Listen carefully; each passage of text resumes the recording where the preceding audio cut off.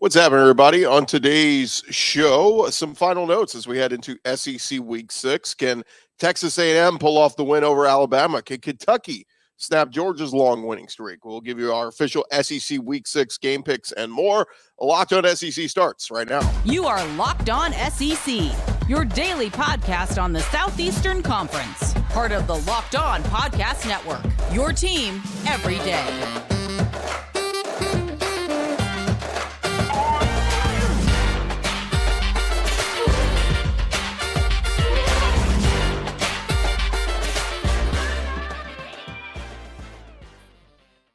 Hey, what's up, everybody? Welcome into Locked On SEC. It's great to have you guys along. These days, every new potential hire can feel like a high-stakes wager for your small business. That's why LinkedIn Jobs can help you find the right people for your team faster and for free. Go post your job for free at linkedin.com/LockedOnCollege. Terms and conditions apply. I'm Chris Gordy. Thanks for making Locked On SEC your first listen every day. We're free and available wherever you get your podcasts and on YouTube.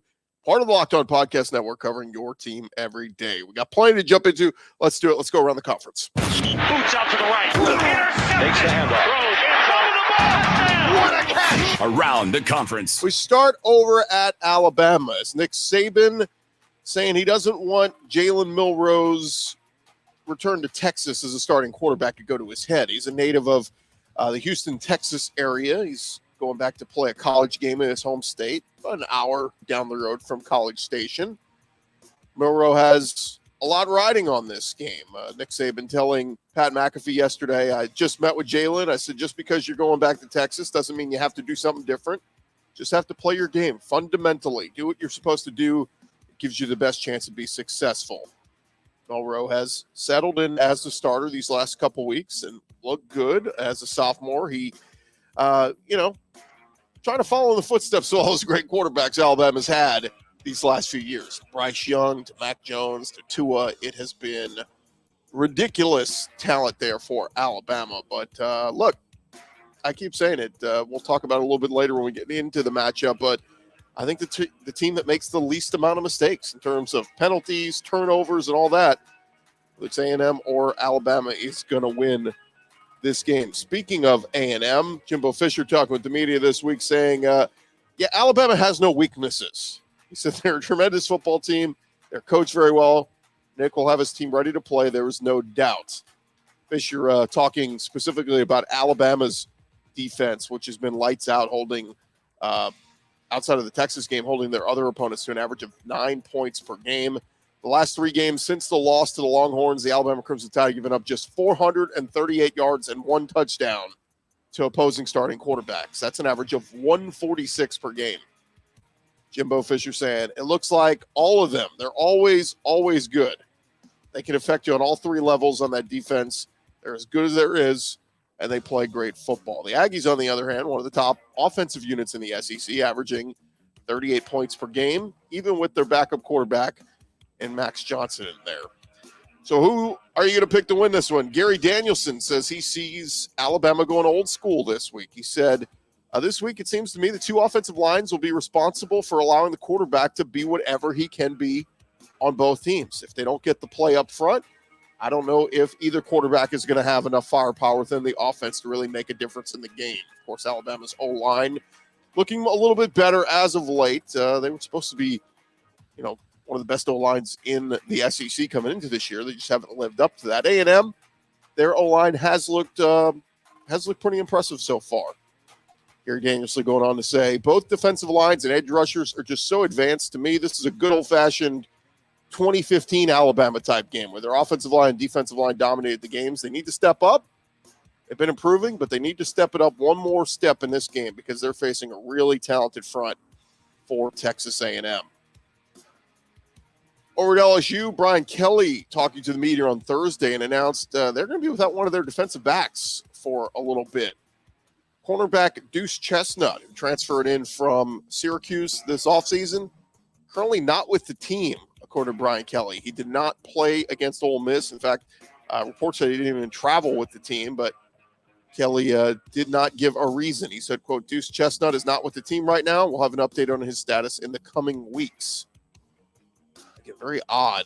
He played pretty decently in that first week against Florida State, but has just 2 tackles since then. So we'll see what happens there. LSU already very thin at corner. Would hurt them a good bit to lose another one, even if it's one that wasn't contributing a ton here as of late. Over at Florida, there's a chance the Gators could be without one of their big-time offensive weapons. Running back Trevor Etienne could miss this game against Vanderbilt this weekend.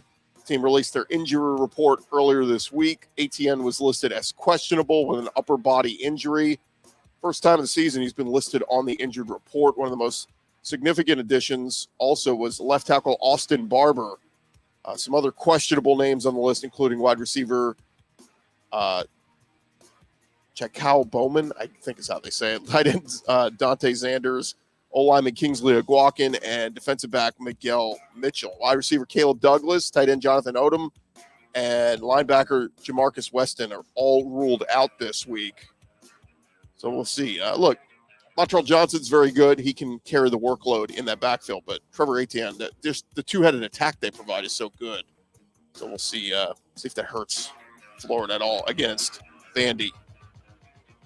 Over Georgia, they're going into their Week 6 matchup against number 20 Kentucky, and junior quarterback Carson Beck has been playing well, had made some nice plays down the stretch in the win at Auburn last week, and some people have criticized Carson Beck's play just because, not as uber productive as Stetson Bennett was these last 2 years, and Aaron Murray and Ian Fitzsimmons doing a radio segment this week ripping people that doubted Beck. Fitzsimmons said, I know a lot of people are saying Carson Beck isn't it. I disagree with that. It was his first road test this past week, went for 313. I don't have a problem with the way he played at all. Aaron Murray said, look, he misses 1/3 down the field. Everyone acts like that's astonishing. Caleb Williams missed a post route in the first quarter against Colorado. No one went crazy over that. So we'll see if the criticism from fans out there is warranted for Carson Beck. Still growing. Still, limited starts on his resume. So see if he continues to get better. This is a big one for Carson Beck, though. If he performs as well against that Kentucky defense, then Georgia will be in business. Over at Arkansas, in their final drive of the game last week against Texas, A&M, had the game in hand against Arkansas. It looked like they were attempting to run up the score on Arkansas. They called plays instead of kneeling out the clock. Sam Pittman asked about it this week. He said he considers Jimbo Fisher a friend that would not attempt to run up the score. He said, I don't know. He said, you would have to ask him. Each guy has his different reasons. Really can't say why they tried to score there at the end. Maybe it's a rivalry. I have no idea. But I believe Jimbo and I are friends. That doesn't mean that he doesn't want to beat me badly and make it look worse than what it is. But I don't know. It's probably a question you would have to ask him.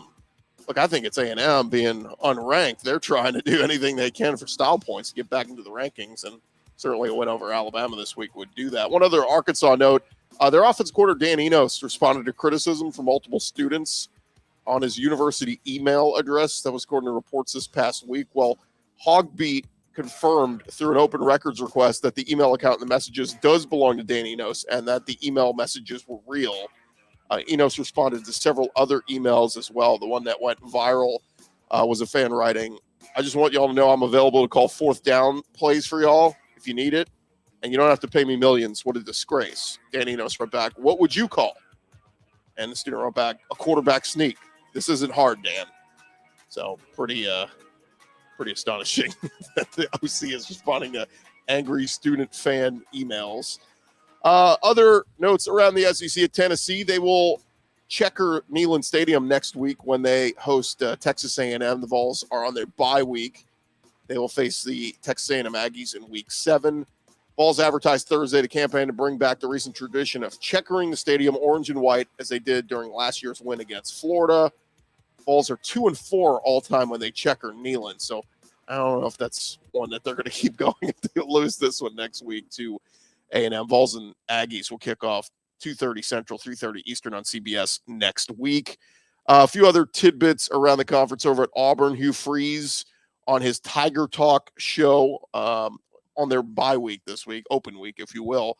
He was asked about the play of his quarterback, Peyton Thorne, and it's not been so great for Peyton Thorne so far, but Hugh Freeze said, I do think we're moving in the right direction, and we are getting better in terms of Peyton Thorne. So we'll see. We'll see if the quarterback play gets any better. It has to get better for Auburn moving forward. A few other notes here from the world of college football. The Biletnikoff Award given out to the top wide receiver in college football in a preseason watch list, and they've made a few midseason additions. Jalen Hyatt won the award last year, if you remember, but on Thursday, the award put out 5 new additions to their group. 3 SEC receivers joining the fray. Mizzou's Luther Burden, LSU's Brian Thomas, and South Carolina's Xavier Leggett all being added to the list. Burden's addition very overdue. He leads the SEC in receiving yards so far this year. Leggett isn't far behind in 3rd place, averaging 121 yards per game. And Thomas is 4th, averaging 107 yards per game. Malik Neighbors also right up there in the top receivers in the SEC. So some really good ones. Other SEC receivers on the midseason watch list for the Biletnikoff. You've got Juice Wells from South Carolina, who's been hurt. Malik Neighbors, we mentioned. Zachary Franklin from Ole Miss. Trey Harris from Ole Miss has been great. Brock Bowers, Dominic Lovett, Lad McConkey all at Georgia, and then Will Shepard over at Vandy. And there you have it. That's the latest going on around the conference. Coming up next, we are going to hit on our picks for Week 6 in the SEC. Who we feeling? We'll give you those in just a sec. Well, first, I want to remind you guys this episode is presented to you by friends over at LinkedIn Jobs. Look, these days, every new potential hire can feel like a high-stakes wager for your small business. You want to be 100% certain you got access to the best qualified candidates out there. That's why you got to go check out our friends at LinkedIn Jobs. They're going to help you find the right people for your team faster and for free. You just go to their website, you add your job posting, you add the purple hashtag hiring frame. That's going to let people know that you're hiring. They got simple tools like screening questions, going to make it easy for you to focus on the candidates with just the right skills and experience so you can quickly prioritize who you want to interview and hire. It's why small businesses rate LinkedIn Jobs #1 in delivering quality hires against leading competitors. LinkedIn Jobs going to help you find the qualified candidates you want to talk to faster. Go post your job for free at linkedin.com/lockedoncollege. That's linkedin.com/lockedoncollege. Go post your job for free. Terms and conditions apply.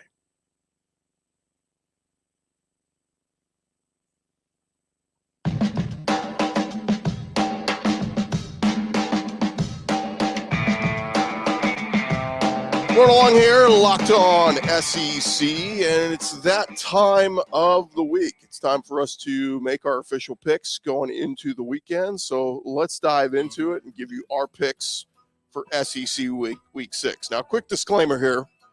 Our first game we're going to give you is a future SEC game. It is Oklahoma versus Texas. This is the one over in Dallas. Been playing it so long. Great rivalry game. Going to be early 11 a.m. Central on Saturday. But Texas, just a 5-point favorite.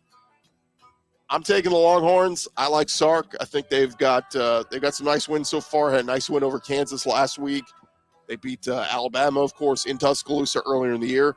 Oklahoma undefeated, but feels a little like fool's gold when you look at the teams they've beaten. Cincinnati, SMU. It's not great, huge, impressive wins. I think Texas is better, and I think the difference is Texas's wide receivers against Oklahoma's DBs. Give me Texas minus the 5 over Oklahoma in the Red River rivalry shootout, whatever we're calling it now. But yeah, future SEC game. Quick note on this game: Greg Sankey going to be in attendance for this one. I don't think the Big 12 commissioner Brett Yormark is going to be there, so kind of weird. It's a Big 12 game that Greg Sankey's going to attend. It's kind of like your stepdad going to your football game. Your real dad's not there. That's kind of what's happening with Oklahoma and Texas.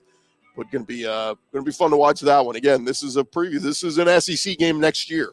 So if you're a SEC game, team or fan, just put it on your radar. It's a Big 12 game right now, but an early preview of what we're going to get in the conference next year. All right, let's get into a few other our real SEC picks. Kind of a non-conference game this week, a weird one. It's Western Michigan at Mississippi State. State is a 20.5-point favorite. Look, State has lost 3 in a row to LSU, South Carolina, and Alabama. They need a bounce-back game on offense and defense. Their defense has given up last 4 games, 24, 41, 37, and 40. Zach Arnett, you're supposed to be a defensive mind. We got to see some better defense from Mississippi State. I'm going to take State at home minus the 20.5. Don't feel good about it at all, but this has got to be that get-right game where the offense gets back on track.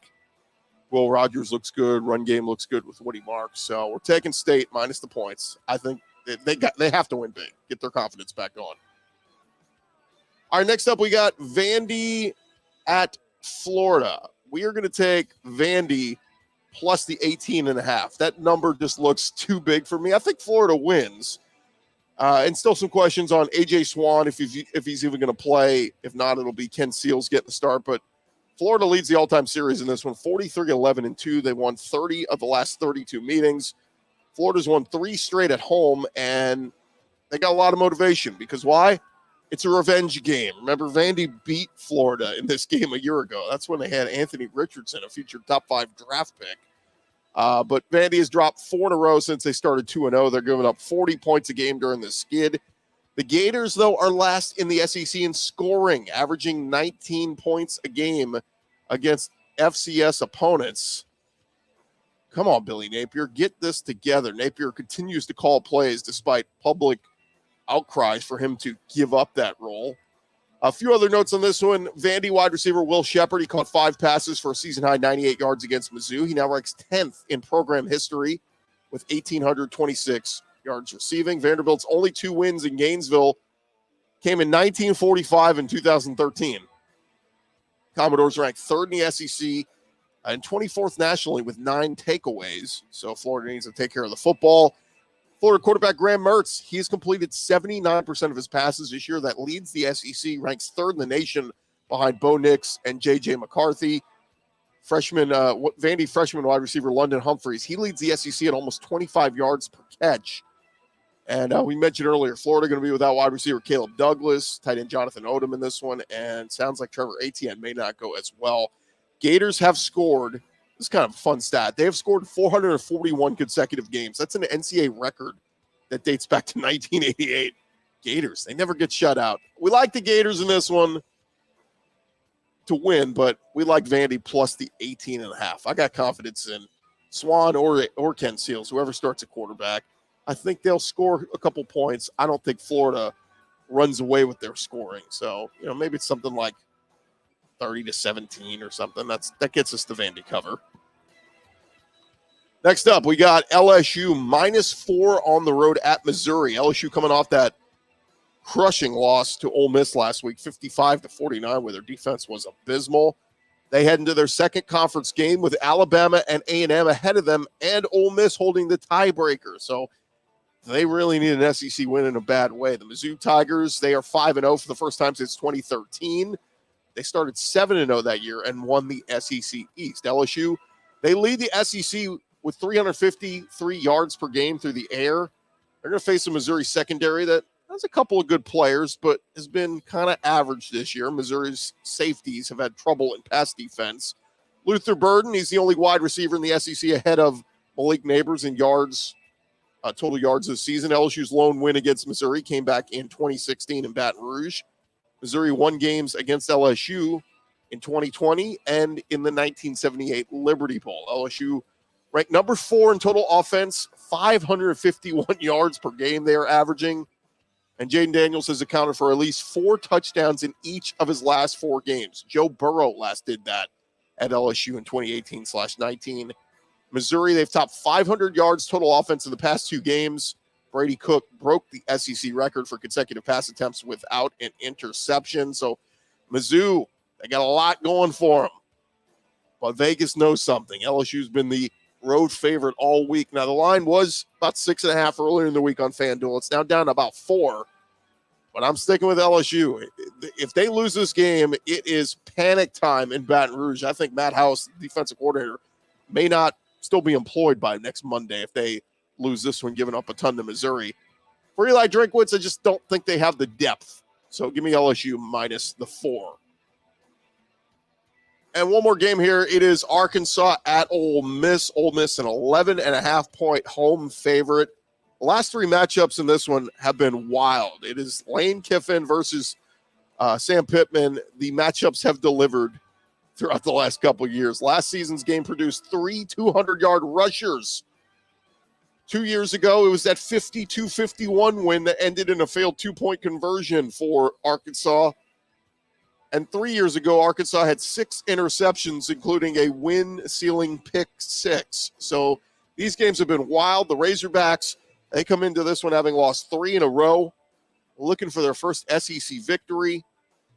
5 of the last 8 games between Ole Miss and Arkansas have been decided by 4 or fewer points. So this one's going to be close, according to history. Running back Rocket Sanders came back from a knee injury, sustained in the opener last week, but he was really a non-factor, 11 carries for 34 yards. He was the SEC's number 2 rusher a year ago. He has just 76 yards. Wide receiver Trey Harris for Ole Miss, he returned last week from a knee injury, 8 catches for 153 yards and a touchdown. He's averaging 21 yards on 16 catches. 6 of those have gone for touchdowns. Last season, Arkansas won this game 42-27 despite giving up 700 total yards.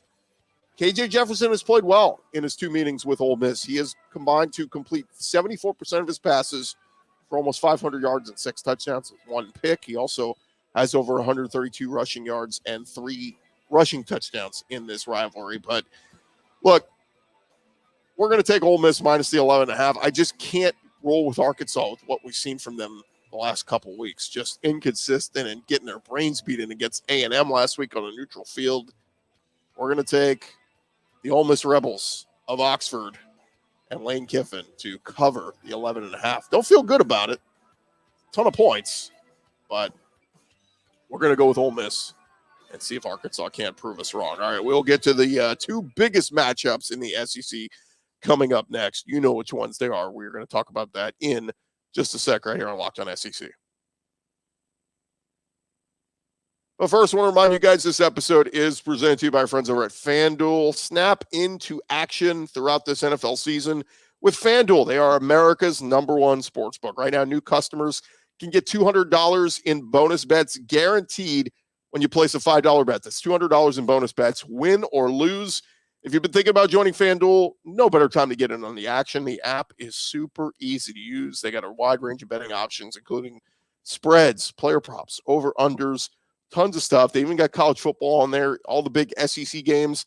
They got them for you there on FanDuel, but they certainly want you to check out all their NFL action. Visit FanDuel.com/lockedon and get this NFL season rolling along where you're feeling good about yourself and winning some of these games. FanDuel, it is the official partner of the NFL.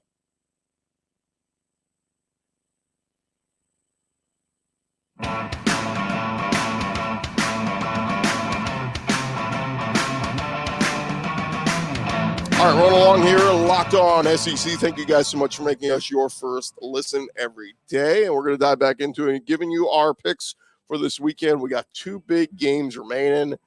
And next up, it is Kentucky at Georgia.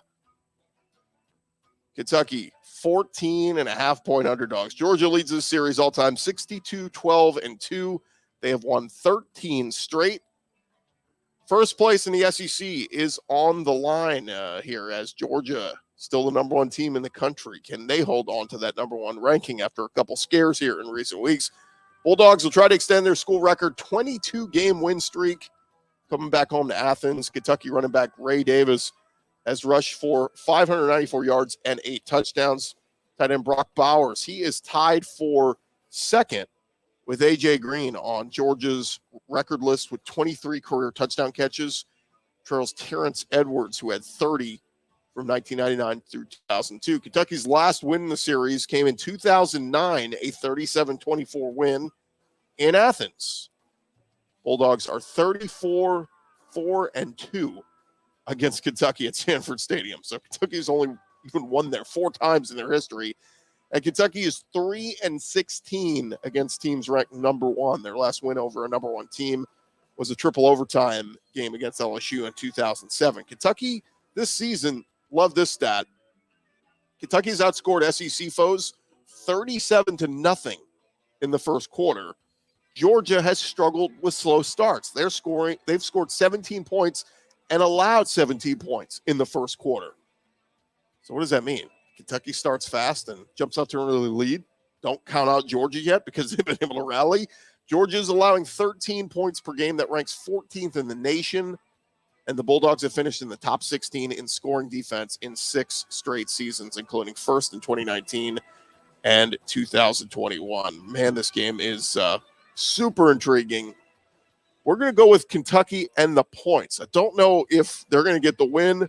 Look, Georgia's played with fire here in the last couple weeks, but we're going to take Kentucky plus the 14.5. Just seems like a lot of points. Maybe it's something where Georgia wins 31-21 or something like that, but we're going to take Kentucky and the points and hope that they can keep it pretty close.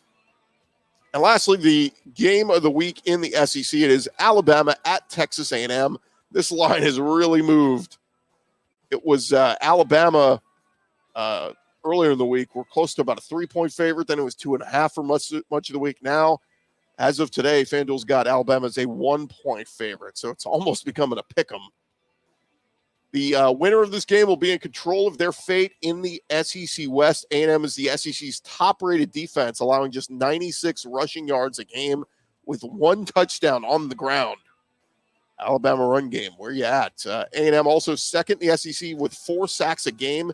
That's the same number Alabama has allowed to earn its 13th place SEC ranking in sacks given up. Texas A&M's Edgerrin Cooper and Shamar Turner have been disruptive in that front 7.